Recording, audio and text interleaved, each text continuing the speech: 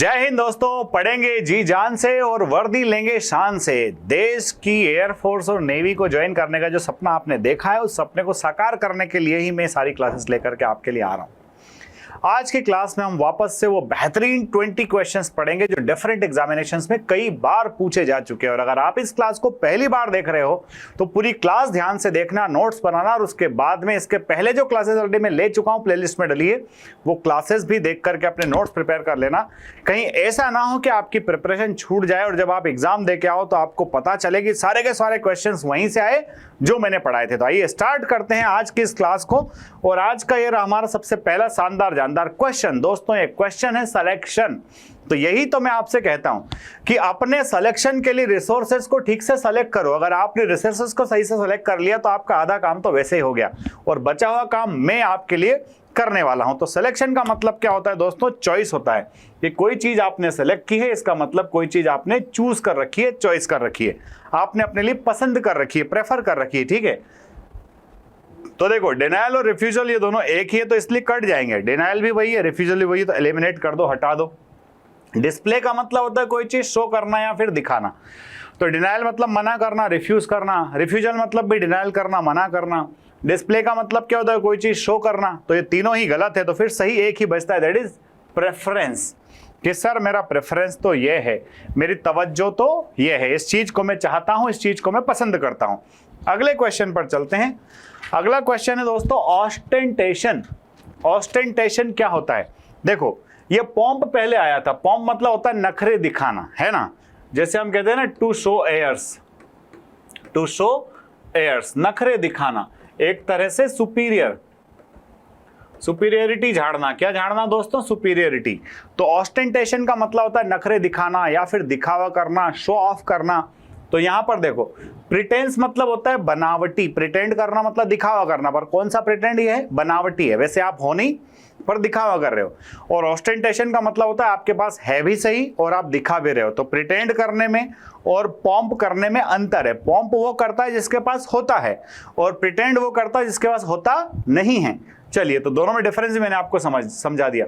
Abundance का मतलब होता है बेटा प्लेंटी। कोई चीज आपके पास प्रचुर मात्रा में है, जितनी आवश्यकता है उससे ज्यादा मात्रा में अगर कोई चीज है तो उसको हम प्लेंटी बोलते हैं, अबंडेंस बोलते हैं। ठीक है, तो ये दोनों एक दूसरे के सिनोनियम हो गए। ये दोनों एक दूसरे के सिनोनियम हो गए। प्रिटेंड का मतलब मैंने आपको बता ही दिया, दिखावा करना। कौन सा वाला दिखावा करना? झूठा दिखावा करना। प्रिटेंड को ऐसे याद रखना कि पॉम्प मतलब ओरिजिनल दिखावा करना, प्रिटेंड मतलब झूठा दिखावा करना। तो यहां पर हमारे दो वर्ड हो गए। पहला वर्ड क्या था? सिलेक्शन। दूसरा वर्ड क्या है? ऑस्टेंटेशन। तीसरा वर्ड ये रहा आपकी स्क्रीन पर, दैट इज कॉन्विक्ट। कन्विक्ट मतलब क्या होता है?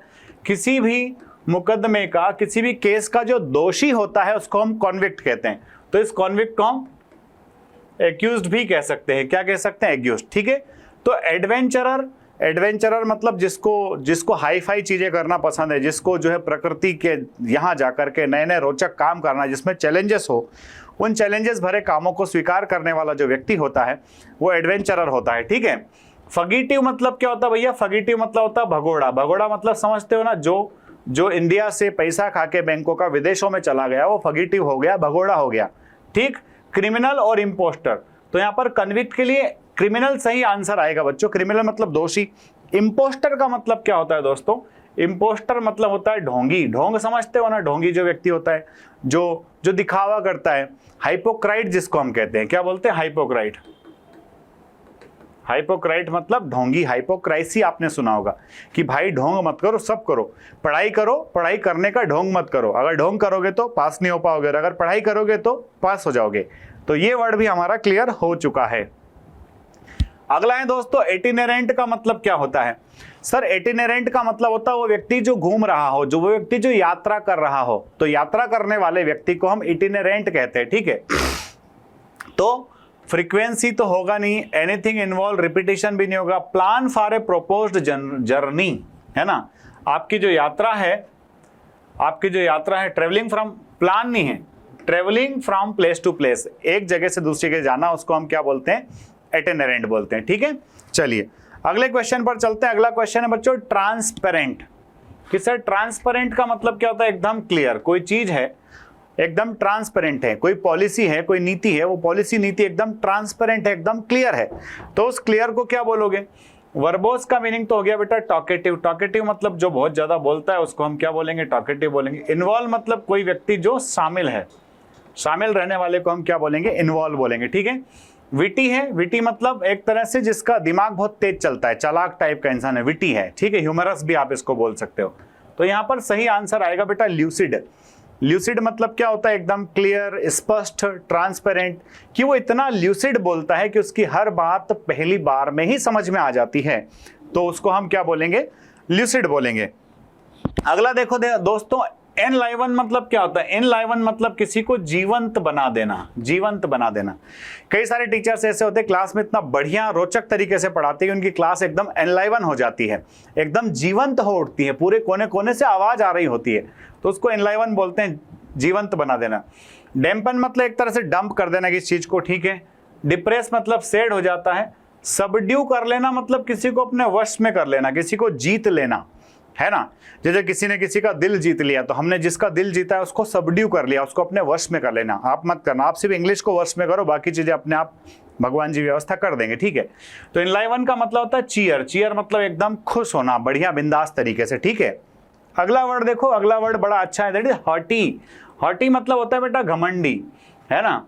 तो भैया थोड़े बहुत नंबर ज्यादा आने लग जाए टेस्ट में तो क्या मत करो? घमंड मत करो, क्योंकि घमंड तो राजा रावण का नहीं चला, है ना, उनको ही मरना पड़ा क्योंकि वो घमंड कर गए थे, तो इसलिए घमंड मत करिए, हॉटी मत होइए। तो हॉटी को हम क्या बोलते हैं? एरोगेंट। क्या बोलते हैं बेटा? एरोगेंट। एरोगेंट मतलब क्या होता है? हॉटी, ठीक है। तो ये सब सर्विएंट का मतलब होता है दास या फिर गुलाम। हम्बल का मीनिंग होता है पोलाइट या फिर बहुत ज्यादा विनम्र। मीक का मतलब भी होता है पोलाइट या फिर आपको मैं बोलूं सबमिसिव, सबमिसिव, ठीक है। तो यहां पर सही आंसर है कंसीटेड। कंसीटेड मतलब प्राउड, एरोगेंट, हॉटी, घमंडी, ऐसा व्यक्ति जिसको लगता है मैं ही सब कुछ हूं, तो उसको हम हॉटी या फिर कंसीटेड बोलते हैं, ठीक है बच्चों। चलिए अगले वर्ड पर आइए, कितना अच्छा वर्ड है डिमेंटेड। कि सर वो है ना डिमेंटेड हो गया है, वो उसके प्यार में पड़ गया है और उसके प्यार में पड़ जाने की वजह से वो डिमेंटेड हो गया है। डिमेंटेड मतलब होता है बावला। बावला मतलब जो सनकियों जैसी हरकतें करता है उसको बावला कहते हैं, आइडियो डिमेंटेड कहते हैं। तो डिमेंटेड मतलब जिसकी हरकतें अजीब टाइप से हो जाए, डिमेंटेड हो जाए, बावला हो जाए, तो उसको हम आइडियोटिक बोलेंगे, है ना। रीजनेबल, रीजनेबल का मतलब क्या होता है बच्चा? लॉजिकल। कोई चीज आपने एकदम लॉजिक से कर रखी तो उसको रीजनेबल बोलेंगे।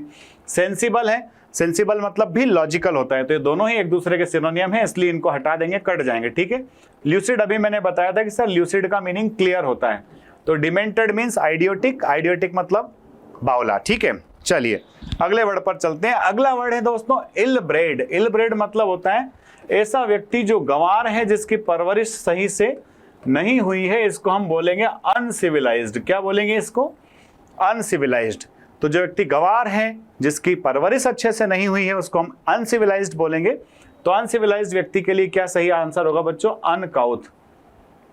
वेल ब्रेड यानी कि जिसकी परवरिश अच्छी हुई है। कर्टियस मतलब ऐसा व्यक्ति जो एकदम पोलाइट है। मैनरली मतलब जिसके अंदर मैनर्स बहुत अच्छे हैं, जिसका व्यवहार सही है, जिसका आचरण सही है, उसको हम मैनरली बोलते हैं बच्चों। तो इल ब्रेड आई थिंक आपको समझ में आ गया होगा। अगला है बच्चों नेक, KNSE के, जिसमें डबल के आता है, KNSE के नेक, नेक में डबल के आ रहा है, तो नेक वाले को याद रखना स्किल्ड। नेक मतलब स्किल्ड होता है। नेक के जैसा एक और वर्ड है KNV, नेव। इस नेव को हम बोलते हैं बेटा क्राफ्टी। क्राफ्टी मतलब क्या होता है? चतुर, है ना। कनिंग भी इसको हम बोल सकते हैं, क्या बोल सकते हैं इसको? कनिंग, ठीक। तो नेक का मतलब क्या होता है? नेक मतलब होता है स्किल्ड। स्किल्ड मतलब जिसके पास बहुत सारी कला है, जिसके पास बहुत सारा ज्ञान है, ठीक है। तो उसको बोलेंगे बच्चों डेक्सटेरिटी। डेक्सटेरिटी मतलब एड्रॉइटनेस। क्या बोलेंगे बेटा? एड्रॉइटनेस, ठीक है। ऑकवर्डनेस, ऑकवर्ड मतलब तो क्या होता है? बेहुदा होता है। क्लमसीनेस, ये दोनों ऑकवर्डनेस और क्लमसीनेस एक जैसी हैं, सिनोनियम है दोनों एक दूसरे के। अगला डिसेबिलिटी। डिसेबिलिटी मतलब उसके अंदर कोई एबिलिटी नहीं है, वो डिसेबल्ड है, तो यहां पर नेक एकदम सही है, ठीक है दोस्तों। चलिए अगले वर्ड पर चलते हैं नेक के लिए। अगला है लेकोनिक। लेकोनिक मतलब क्या होता है? एक व्यक्ति ऐसा होता है जो बहुत ज्यादा बोलता है, जिसको हम वर्बोस भी बोलते हैं, टॉकेटिव भी कहते हैं। एक व्यक्ति होता है जो इंट्रोवर्ट होता है, जो बिल्कुल भी बोलता ही नहीं है, उसको हम रिजर्व भी कहते हैं, रेटिसेंट भी बोलते हैं, चुप भी बोलते हैं, पर यहाँ क्या कह रहा है, लेकोनिक। लेकोनिक का मतलब उतने ही शब्दों का इस्तेमाल करना जितनों से काम हो जाए। तो इस लेकोनिक को हम ब्रीफ भी कहते हैं। क्या बोलते हैं, ब्रीफ। और इस ब्रीफ को बोलेंगे कंसाइज। क्या बोलेंगे, कंसाइज। कंसाइज मतलब एकदम प्रिसाइज, जितनी आवश्यकता है उतना बोल दिया और अपना काम करके चले गए, ठीक है। तो लोकेशियस मतलब क्या होता है, जो बहुत ज्यादा बोलता है, इसको बातूनी कह सकते हैं। रेम्बलिंग और वर्बोस, ये लोकेशियस और वर्बोस एक दूसरे के सिनोनियम है, ठीक है। तो यहां पर सही आंसर क्या आएगा मेरे प्यारे बच्चों, concise is the correct answer. अगला देखो, ये आ गया नेविश। ये नेव से ही बना है। किससे बना है, नेव से बना है, नेविश। तो नेविश मतलब क्या, चतुर, जो बहुत ज्यादा कनिंग व्यक्ति है, क्राफ्टी व्यक्ति है। तो क्या बोलिए उसको, ऑनरेबल बोलेंगे, नहीं बोलेंगे। नोबल बोलेंगे, नहीं बोलेंगे। ट्रस्टवर्दी, नहीं बोलेंगे। ट्रस्टवर्दी यानी कि विश्वास के लायक। ऑनरेबल मतलब सम्मान के लायक। नोबल मतलब बहुत हाई फैमिली से है। तो ये तीनों ही गलत हो गए। तो सही क्या है बच्चों, अनस्क्रिपुलस। स्क्रिपुलस यानी कि जो विवेक से काम करता है, जो सबके काम आ जाता है। अनस्क्रिपुलस मतलब वही कनिंग व्यक्ति, बेहुदा व्यक्ति, ठीक है। चलिए अगले वर्ड पर चलते हैं। अगला वर्ड कितना अच्छा है, देखो, एसर्टिव। एसर्टिव का मतलब क्या होता है, कई बार हमारे सामने ही बहुत कुछ गलत हो रहा होता है और हम बिल्कुल उस मौके पर नहीं बोलते हैं, वो पर्दे के पीछे जाके किसी के कान में फुसफुसाते हैं। तो भाई वो कान में फुसफुसाने से कुछ होता नहीं है। अगर मौके पर आपके सामने कुछ हो रहा है और आपने उसको रोक दिया, आपने उसके लिए कुछ दो शब्द बोल दिए, तो आप कैसे इंसान हो गए, आप एसर्टिव इंसान हो गए। तो दोस्तों एसर्टिव का अर्थ होता है मुखर। मुखर मतलब जो मौके पर बोल उठे वो मुखर होता है, एसर्टिव होता है।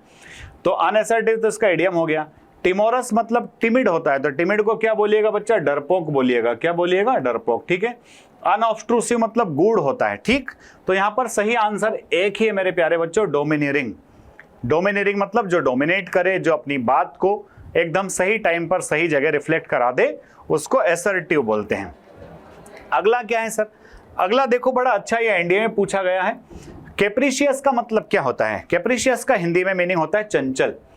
कैप्रिशियस मीन्स क्या होता है मेरे बेटे बेटियों, कैप्रिशियस मीन्स होता है चंचल, जिसका व्यवहार थोड़ा सा उछल कूद भरा है। इस चंचल को हम प्लेफुल भी बोलते हैं और इस प्लेफुल को हम फिकल भी बोलते हैं। क्या बोलते हैं, फिकल।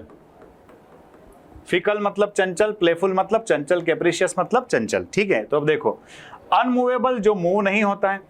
डिसाइसिव का मतलब होता है निर्णायक। निर्णायक मतलब कोई सही निर्णय आपने लिया और उससे आपको सफलता मिल गई, तो डिसाइसिव हो गया, ठीक है। स्टेबल मतलब भी क्या होता है, स्थिर। तो कैप्रिशियस के लिए याद रखना, कैप्रिशियस, विम्सिकल। कैप्रिशियस और विम्सिकल। विम्सिकल मतलब जो चंचल है, ठीक। चलो अगले वर्ड पर चलते हैं। अगला वर्ड क्या कह रहा है, डेक्सटेरिटी।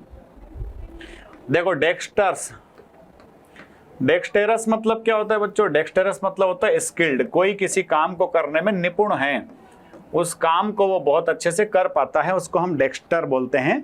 तो डेक्सटेरस मतलब उस काम को करने वाला व्यक्ति, निपुण व्यक्ति। तो डेक्सटेरिटी मतलब स्किल्ड होता है, निपुणता जिसको आप कह सकते हो, ठीक है। तो निपुणता के लिए क्या आएगा, देखो, इनकॉम्पिटेंस मतलब अयोग्य हो गया, उसके अंदर योग्यता नहीं है, ठीक है।